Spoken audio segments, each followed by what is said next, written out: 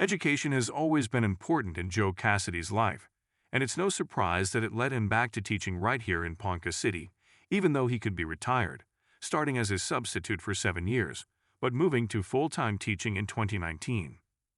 Cassity taught on military bases and spent 29 years primarily teaching history classes in Taiwan at Fujian Catholic University and Ming Chuan University. Cassity grew up in Ponca City and credits the schools and community here with much of his success and interests. He remembers teachers at East Junior High like Mr. Rodriguez and Mr. McCartney piquing his interest in teaching. Prior to that, his educators had been female, so he hadn't realized it was a profession he could pursue even though the interest was within him. Other activities also added momentum to this path. A summer 1956 vacation to the southern Illinois, home of President Lincoln, added to his intrigue with history, and when he went to OSU's history department, the group felt like home. In Stillwater, making friends from many other places, he learned how lucky he was to have had the Ponca City Library, since so many students had never been to a research library. Joe was able to tell them about ours and how he was able to access information like that while growing up here. He hopes students realize what they have right here at home.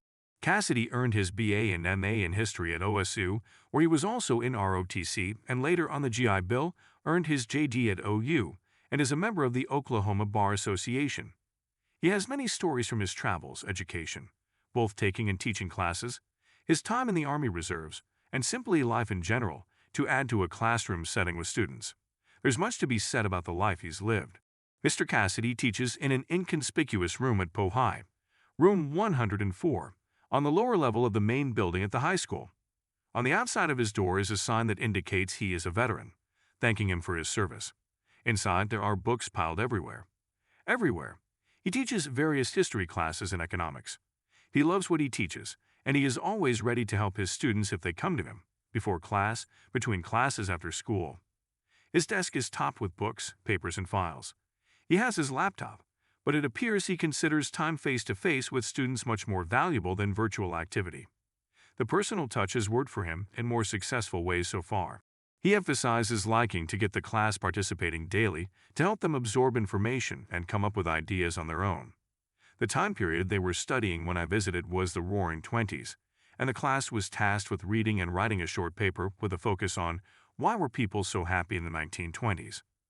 Many in the class immediately raised their hands to volunteer to present their ideas on the topic, and they were interesting and diverse, with ideas such as moving into cities with more people, access to neighbors and art and shopping, good music, entertainment and fashion, and even simply being able to pay bills and not be looked down on by others around them due to the high cost of living today.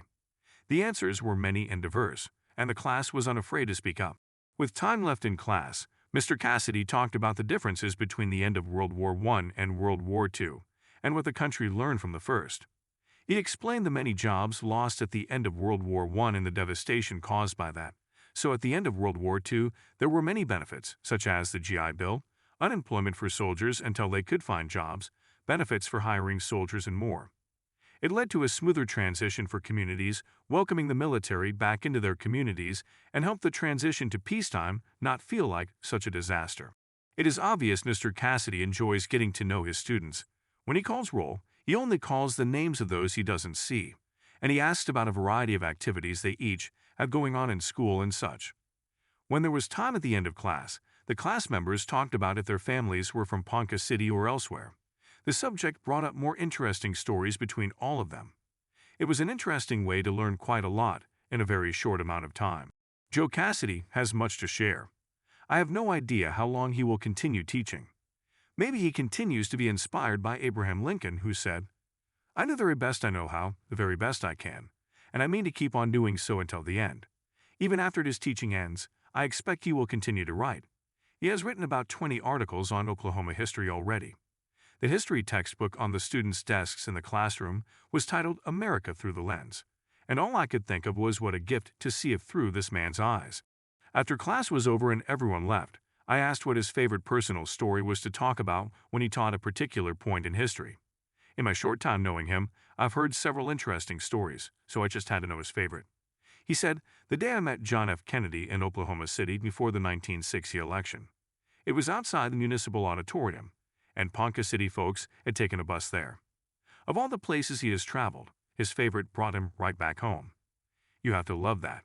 Home is right where Mr. Joe Cassity belongs.